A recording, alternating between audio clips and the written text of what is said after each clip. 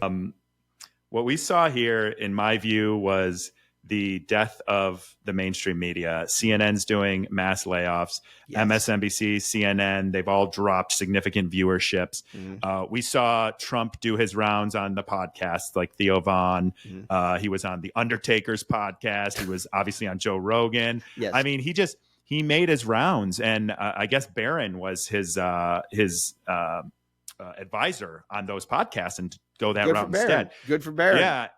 Yeah, I agree. I think it was smart. And so what I wanted to ask you, as someone you've been in independent media forever, 8 years now, 7 years now. 7 years now. Yeah. Yeah. So you've been, and you're in the field. Like, you don't just sit behind your house. You're at the DNC convention. Yep. You talk to regular people like me, and you have regular people on your show all the time. Yeah. So when we look at moving forward, like, what is the mainstream media going to do? Like, you've got Chris Wallace saying he's going to streaming now. It's like, Chris Wallace, it's not that you're just going to take your boring opinion and put it on streaming that's going to turn anything around. It's like what you say and how you conduct yourself.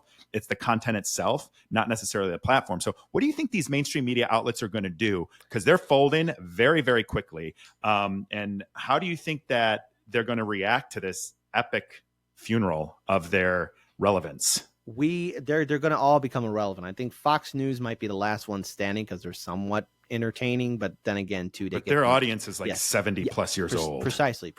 And not to mention, they lost Tucker Carlson, which was the dumbest thing they could ever do.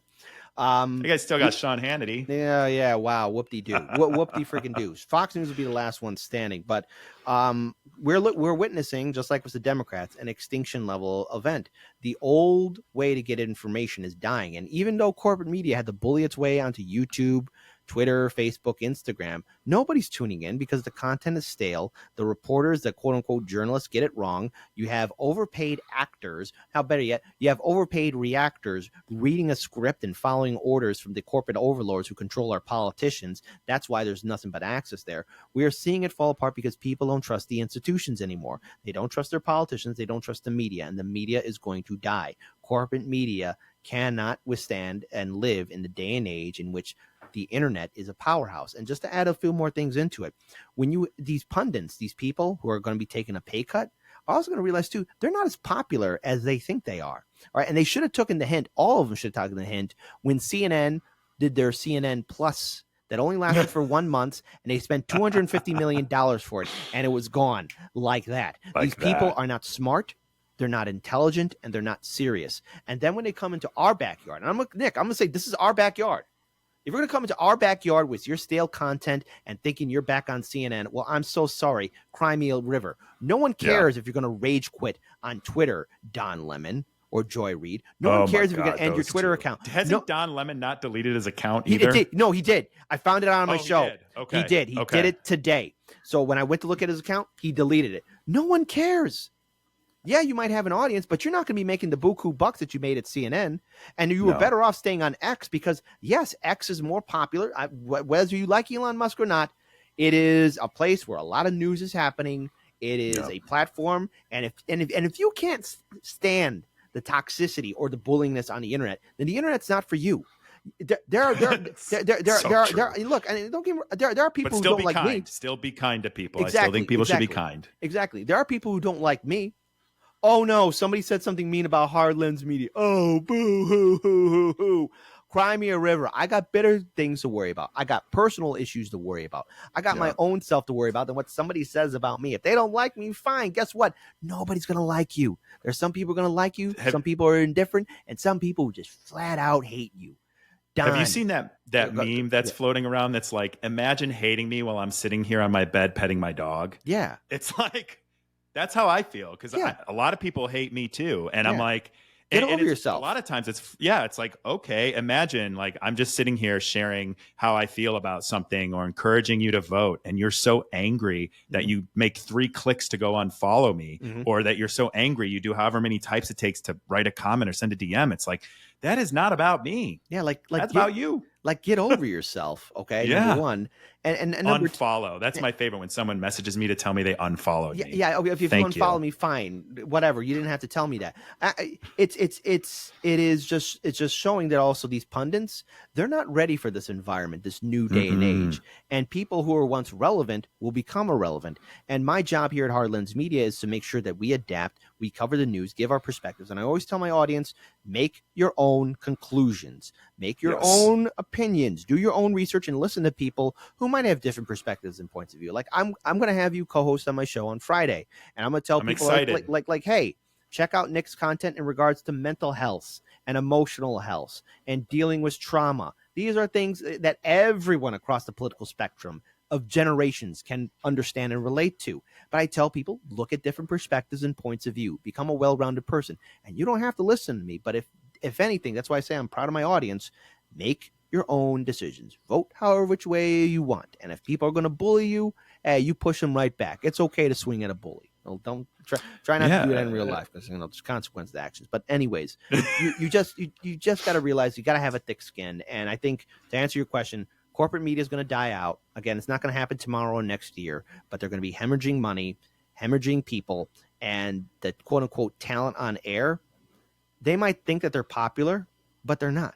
It's all just their manufactured. Gone. The 90s and early 2000s are gone, and corporate media can only bully the social media algorithm for so long, because people still have the choice of, I don't want to click on this video, I'm going to watch something else. Well, you're going to anger people, and then they'll unfollow. That's what's going to happen. That's what's going to happen. Although I will say, like, the way Chris Cuomo has been talking since the convention, when he finally, now that he's on News Nation, like, I do think we're going to see more of that, but I think we're going to see it from the Chris Wallace podcast or the Chris Wallace YouTube show. And it's just still going to fall so flat because they won't ever actually call it out. And the thing is, how stupid. Here's the thing.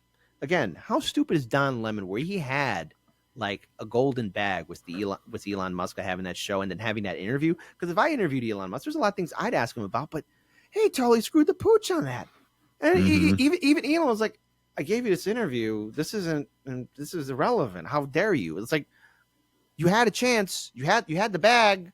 You could have done something with your network, and you flush it down the toilet because you think there's toxicity on X. There's always been toxicity everywhere.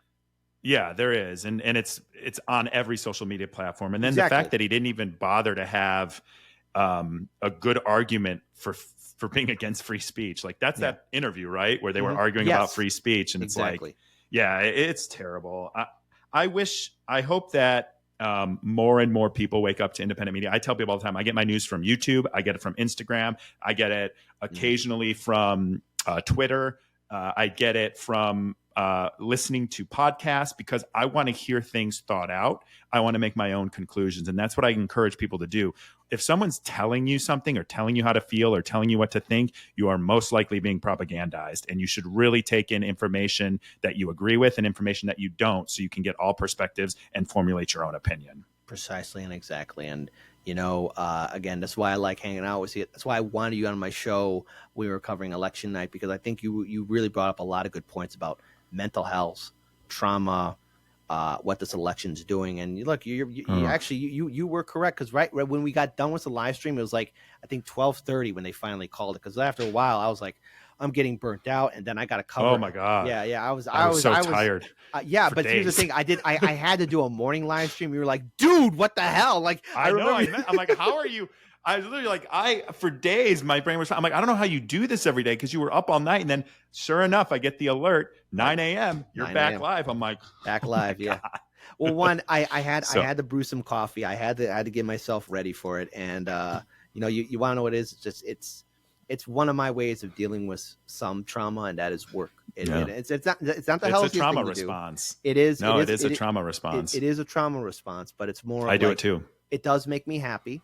But there are moments where it's like it's a tough thing, but no one held a gun to my head, and nothing's going to stop me from doing the job I like. And my audience made me. My audience made my channel. Like somebody said, "Hey, Kit, you know, there would be no us without you."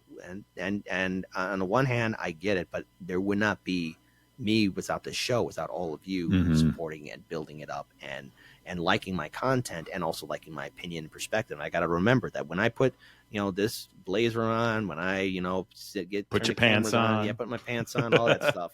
Only content creator who's wearing pants. There you go. I'm not only doing it for myself, but I'm doing it for something that I love, that I want to see have, at least longevity even after I'm gone. I want to see Harlan's meet. I won't see it because I'll be dead, but I want it to have that relevance here in Chicago when I'm gone, and I want it to still be here. And I do it for my people, I do it for myself, and I do it for what I want to leave behind. And yes, someday I'll be dead and no one's really going to think about me. And that's fine, whatever. But I care about now what you I've sound done. like Mike Tyson talking to that little girl reporter. Did you see that video? Where he was like talking about oh, it's new. I just saw it this morning. He's talking about legacy. It's this little young, probably 10, 12-year-old reporter. And his whole thing, I'll send it to you. His whole thing was like, who cares about legacy? Because no one's going to care when I'm dead. Exactly. My grandpa, Yeah. I was thinking about my grandpa too, when he said like, hey, we're all going to be dead. No one's really going to be thinking about you. I guess there are names that will survive the test of time and people, but again, no one's really thinking about you. And it's something that you have to deal with, but it's what gets me through is just, I love this and I will do this for as long as I can until I am gone. And, this year's been very traumatic for me. I almost lost everything, and I'm dealing with a lot of other trauma as well. I don't want to go too much into it.